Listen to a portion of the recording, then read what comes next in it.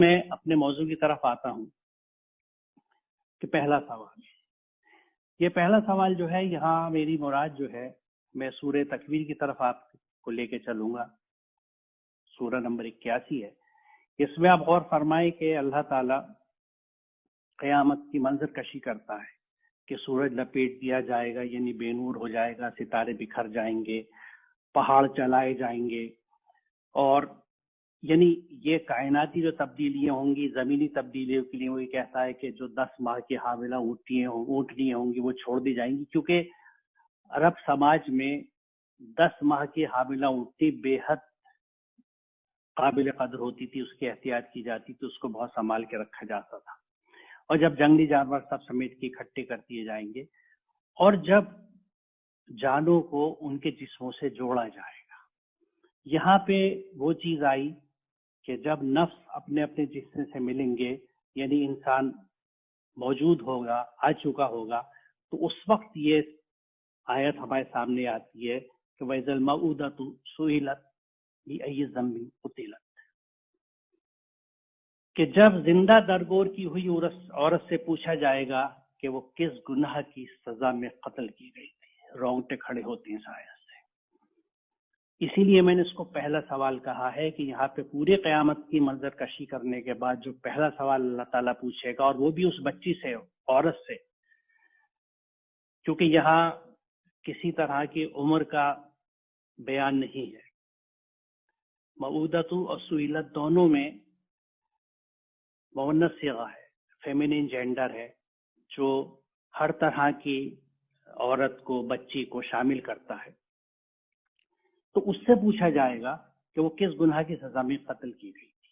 یہاں میں دو چیزوں کی وضاحت کرنا چاہوں گا کیونکہ ان پہ غور یہاں بہت ضروری ہے، کیونکہ عموماً اس آیت کو آپ بیشتر تراجم پہ دیکھیں گے، اس کنٹیکس میں بیان کیا جاتا ہے کہ عرب کے کچھ قبیلوں میں رسم تھی کہ بچی کو پیدا ہوتی ریت میں گاڑ دیتے تھے۔ تو اس پوری آیت کو ایک طرح سے ہم نے اس پس منظر میں آج تک قید کر کے دیکھا ہے، اور اس کی جو وسعت ہے وہ سم ہاؤ ہمیں مسنگ نظر آتی ہے۔ اس میں پہلا لفظ جو غور طلب ہے وہ الموعودۃ ہے۔ اس کا مادہ واو حمزہ دال ہے، جس کے بنیادی معنی گراں بار کرنا، دبا دینا اور بوجھ ڈال دینا ہے۔ یہ تاج اور محیط سے اقتباس ہے۔ ابن فارس نے کہا ہے کہ یہ اس کے بنیادی معنی ہے، چنانچہ بوجھ لے کر چلنے والے اونٹوں کی گراں رفتاری وعیدن کہلاتی ہے، یعنی جب اونٹ کے اوپر بہت زیادہ بوجھ لاد دیا جاتا ہے تو اس کی وجہ سے جو اس پہ سستی آ جاتی ہے تو اس کو وعیدن کہا جاتا ہے۔ اس پہ ہم پھر آئیں گے۔ آگے دوسرا لفظ جو غور طلب ہے، جس پہ میں آپ کی توجہ چاہوں گا، وہ قتل کا ہے، جس میں یہ سوال پوچھا گیا ہے اس بچی سے کہ تو کس جرم میں زندہ درگور کری ہوئی عورت سے، خاتون سے، بچی سے، بوڑھی سے، جو بھی تھی، کیونکہ یہ سب پہ فٹ ہوتا ہے یہ لفظ اور یہ مفہوم اس کا، وہ کس گناہ کی سزا میں قتل کی گئی تھی۔ تو یہاں یہ غور طلب چیز ہے، کیا قتل کا مفہوم صرف جان سے مار دینا ہے یا کچھ اور بھی ہے؟ اس کا مادہ قاف تے لام ہے۔ راغب نے کہا ہے اس کے معنی ذلیل و حقیر کرنے اور جھکا دینے کے بھی آتے ہیں۔ ابن فارس نے کہا ہے اس کے بنیادی معنی ذلیل کرنے اور مار ڈالنے کے ہیں۔ قتل الانسان ما اکفرہ، یہ عباسہ کی آیت نمبر 17 ہے، جس میں اللہ کے احکامات پہ عمل نہ کرنے والوں کی ذلت و تباہی کا ہی بیان ہے۔ یہاں قتیلہ سے مراد ہے لعنت زدہ ہو، ہلاک ہو، مارا جائے وہ انسان جو ناشکرا ہے، منکر حق ہے۔ یہ تمام تراجم میں آپ کو یہ چیز ملے گی نہیں، یہاں کہیں پہ اس قتل سے مراد کسی کو مار ڈالنا نہیں ہے، بلکہ اس پہ ایک طرح سے لعنت کی گئی ہے کہ لعنت زدہ ہو وہ۔ اسی طرح راغب نے لکھا ہے کہ یہ جو دو آیات ہیں جس میں یہ حکم ہے کہ اپنی اولاد کو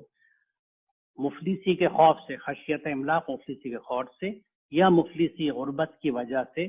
قتل مت کر دو، تو یہاں پہ قتل اولاد سے مراد بچوں کا سچ مچ قتل کر دینا ہی نہیں ہے، بلکہ انہیں تربیت و تعلیم سے محروم رکھنا بھی ہے۔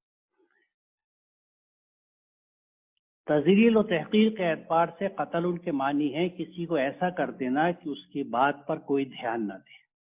اس کی کوئی پرواہ نہ کرے، اس کا کوئی اثر باقی نہ رہے، وہ انفیکٹو ہو جائے۔ تاج العروس میں اس بات کی وضاحت یوں کی گئی ہے کہ قتل شرابہ کے معنی ہے شراب میں پانی ملا کر اس کے نشے کو، اس کی تیزی کو ختم کر دیا۔ یعنی وہ شراب اگر اس میں آپ نے پانی ملا دیا تو وہ قتل ہو گئی، ہلاک ہو گئی، کیونکہ وہ اپنا وہ اثر کھو بیٹھی جس کی وجہ سے اس کو لوگ استعمال کرتے ہیں۔ سورہ نساء ہے ایک دوسرے کے مال ناحق نہ کھاؤ، اس کے بعد ہے وَلَا تَقْتُلُوا أَنفُسَكُمْ، یعنی اس طرح اپنے آپ کو یا اپنے نفس کو ہلاک نہ کرو۔ تو یہاں قتل کس طرح ہے کہ آپ اپنے آپ کو ہلاک کر دیتے ہیں۔ یہاں پہ ذکر ہے کسی کے مال کو ناحق کھانے سے، بلکہ حقیقت تو یہ ہے کہ جب ہم بھی اللہ کے احکامات سے ہٹ کے کوئی بھی کام ایسا کرتے ہیں جو اس کے حکم کے خلاف ہو، کتاب ہدایت کے خلاف ہو، تو ہم اس سے اپنا ہی نقصان کرتے ہیں، اپنے ہی آپ کو ہلاک کرتے ہیں۔ تو ان ہلاکتوں کے اور اس پورے پس منظر میں دیکھا جائے تو یہ جو آیت ہے جس کا میں نے ذکر کیا، یقیناً اس میں بچی کا وہ قتل بھی شامل ہے جو ایک زمانے میں ریت میں دبا کے کیا جاتا تھا، وہ قتل بھی شامل ہے جو آج اکثر ماں کے پیٹ میں بچی کو ختم کر دیا جاتا ہے۔ جب سیکس ٹیسٹ سے یہ پتہ لگ جائے کہ پیدا ہونے والی لڑکی ہے تو بہت سے کم عقل بچی کا ماں کے پیٹ میں قتل کرا دیتے ہیں، اس کو فیمیل فیٹیسائڈ ہم کہتے ہیں۔ اس میں وہ قتل بھی شامل ہیں جو کسی کے بچی پیدا ہوئی تو اس کو پیدا ہوتی مار کے کسی کوڑے کے ڈبے میں پھینک دیا، اور کچھ ظالم تو ایسے ہوتے ہیں کہ یوں ہی زندہ کو پھیڑ آئے، جو خبریں ہم سنتے ہیں کہ کبھی کتے اس بچی کو زندہ کو یا اس کے مردہ چیزوں کو کھینچتے پھرتے ہیں، لیکن یہ پھر بھی کم ہوتا ہے، کم فیصد ہے۔ یہاں سوال یہ ہے کہ جس کے گھر میں بچی پیدا ہو گئی اور اس کی تعلیم و تربیت پہ اس انداز سے توجہ نہیں دی گئی جو کہ مطلوبہ ہے،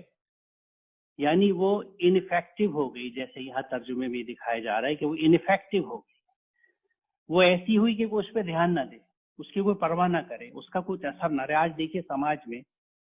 پرواہ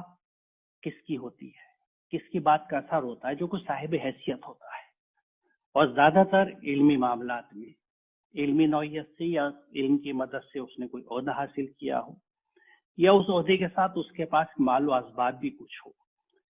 وہی ایسا ہوتا ہے سماج میں جس کی بات پہ لوگ دھیان دیتے ہیں۔ اگر ہم نے کسی کو انفیکٹو رہنے دیا، اس کو اس مقام تک نہیں پہنچایا، تو یہ بھی اس کا قتل ہے۔ گھروں میں اکثر عام گھروں میں جو ہم دیکھتے ہیں کہ بچیوں کو پیدا ہوتی ہے سمجھا جاتا ہے، پہلی چیز تو یہ کی جاتی ہے کہ ان کے لیے کچھ پیسے جوڑنے شروع کر دو کیونکہ ان کی شادی میں پیسے خرچ ہوں گے۔